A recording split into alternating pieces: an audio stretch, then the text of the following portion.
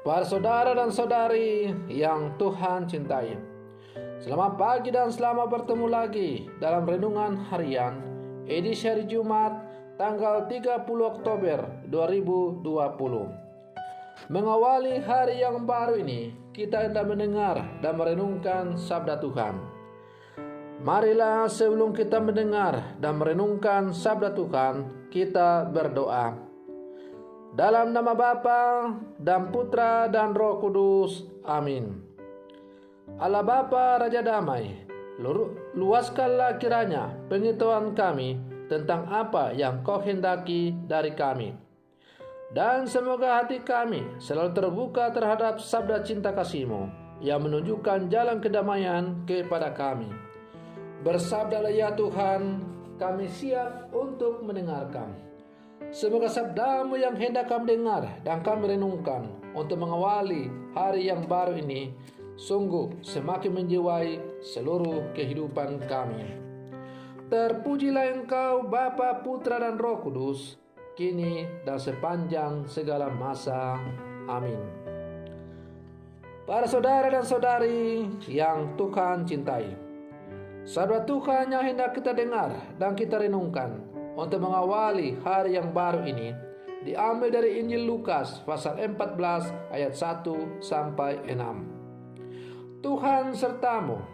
Inilah Injil Tuhan kita Yesus Kristus menurut Santo Lukas.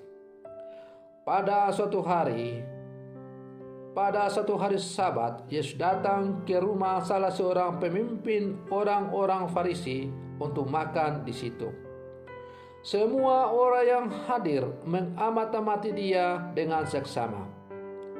Tiba-tiba datanglah seorang yang sakit busung air dan berdiri di hadapan Yesus.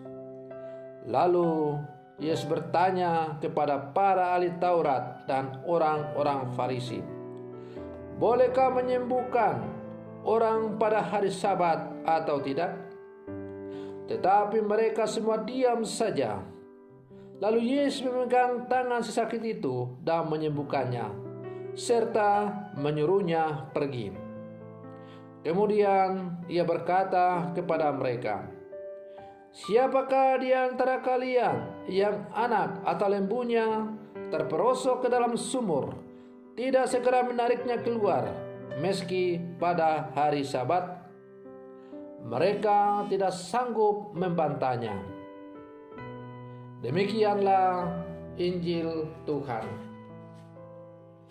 Para saudara dan saudari yang Tuhan cintai, sudah berulang kali ketika kita dalam suasana menghadapi pesta demokrasi, misalnya pemilihan umum, pileg, pilpres, atau pilkada pemilihan kepala daerah, pemimpin gereja selalu mengeluarkan surat gembala yang intinya adalah mengingatkan seluruh umat Katolik untuk memilih dengan mengikuti tuntutan suara hati dan bukan karena dibayar atau karena punya kepentingan tertentu.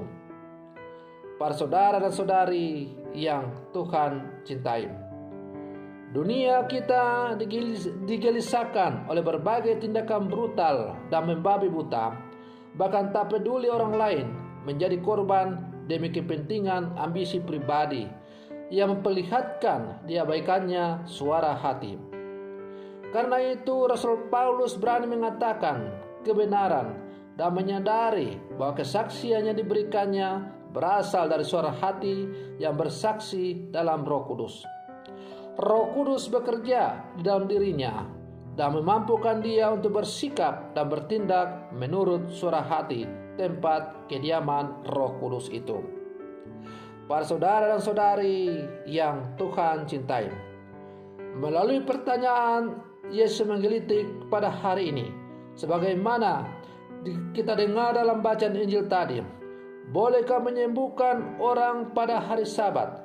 Yesus menantang para ahli Taurat dan kaum Farisi untuk menggunakan suara hati mereka dalam menilai baik buruk atau benar tidaknya tindakan Yesus.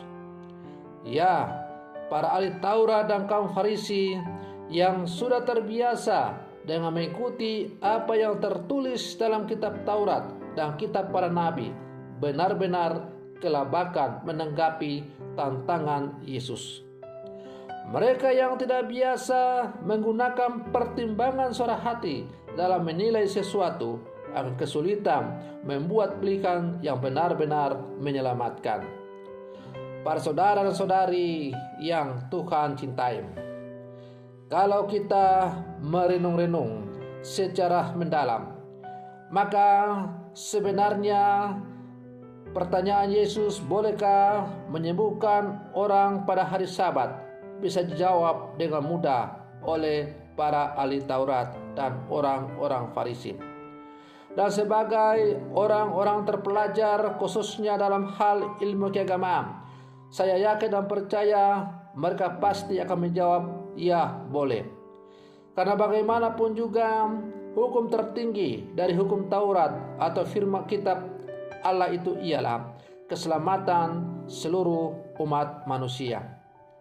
Tetapi oleh karena gengsi dan karena itu mereka malu untuk mengakui kelemahan mereka di hadapan Yesus, maka mereka berpura-pura menutupi kemaluan mereka dengan tidak mau menjawab atau diam saja.